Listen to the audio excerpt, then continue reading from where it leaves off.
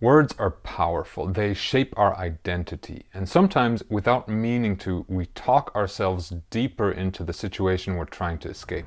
When we're in pain or when we're sleep deprived, we often seek connection and validation. And we try to make sense of our experience by giving it some language.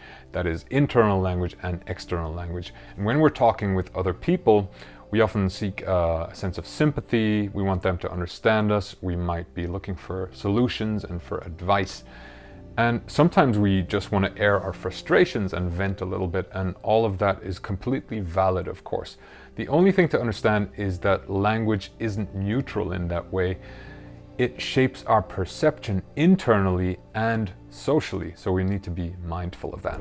Before becoming a sleep coach, and when I was struggling with my own insomnia, everyone around me was sure to know about my struggles with sleep. So whenever I had a bad night or a stretch of bad nights, I would tell everyone. I'd tell my friends, my family, my social circle, my co-workers. Everyone would know about it. And soon enough, I became that guy, known as the insomniac. And people wouldn't ask, "How are you?" They would ask, "How have you been sleeping? How's your sleep?" And in the way of overcoming insomnia that I teach, it's about letting go of our self-victimizing identity. We loosen the grip on that identity and move on with life, whether or not we're sleeping well. That's one of the first steps. So we're trying to avoid going deeper and deeper into this self-victimizing way and freeing ourselves a little bit from the outcome, being less attached to how we sleep. Now you can see how if we talk to people about our sleep all the time, that, depending on who the people are and how they respond, can really keep us trapped in this obsession about sleep, and we tend to be captured in that forever. It's the way they perceive us and how we perceive ourselves. Now the tricky thing is that anytime we say things like, "I'm such a bad sleeper, I have such a hard time falling asleep, I never sleep through the night, oh, I'm sorry I can't come to our dinner date because I didn't sleep again last night." Anytime we say those kinds of things, we are reinforcing that identity of being an insomniac. Also, we are creating an expectation within ourselves and within others. Others expect us to sleep badly, and we expect ourselves to sleep badly. So that's obviously not ideal. And we also prime our surroundings to kind of reinforce this view of ourselves. This version of ourselves gets reinforced now. And without wanting to, we then kind of cast ourselves into this role, and it's like we're recruiting everyone around us to comply with that script.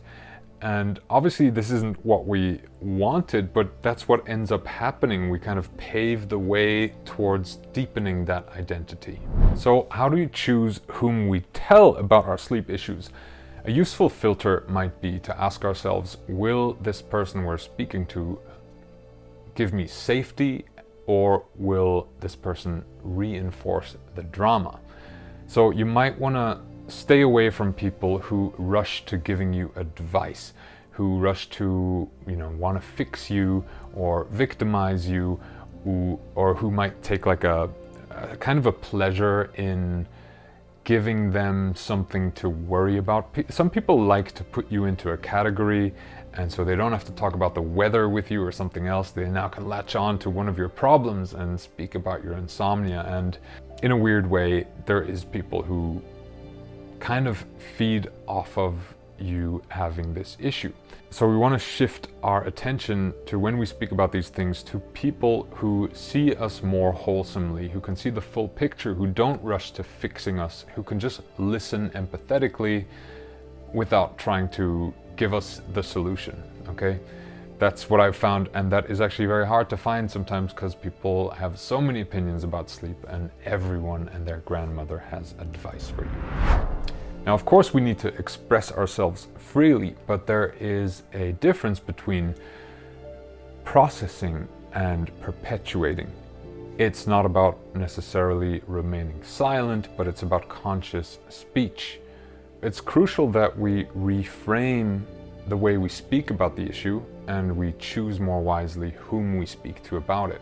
And how can we talk in a different way about our sleep without lying?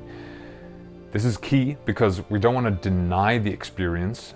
We want to acknowledge it, but also we don't want to drive ourselves deeper into it. So some ways that I've found are helpful are just reframing it a little in the way of, instead of saying self-victimizing things, you could point your direction of language more towards the path of freedom. You could say things like, if somebody asks you how you've been sleeping, you could say, well, I'm choosing a new path of acceptance, and I'm actually making progress with that. Now that could be true whether or not you're sleeping better, right? Maybe you only slept 4 hours, but you were very accepting of that short night, and so you might feel less inclined to complain that it was only 4 hours, and you might focus your language more on the fact that, hey, you know, I'm working things out, things are fine, or things are getting better. Also, I think it's sometimes helpful to kind of set boundaries and tell people, hey, thanks for asking, but I'd actually prefer not to talk so much about it and just let my sleep sort itself out, and maybe we can focus on other things.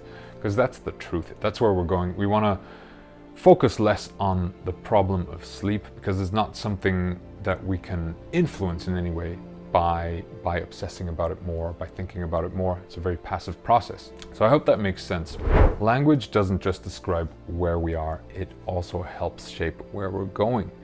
So I hope that you can find better ways of talking about your experience with insomnia, or, you know, any other problem really that's bothering you. And if you want to move into a direction of more ease and being able to sleep better and letting sleep come back into your life effortlessly and naturally, then make sure to subscribe to my channel and ask me any questions at all in the comments. And also feel free to book a free call with me with the link in the video description down below.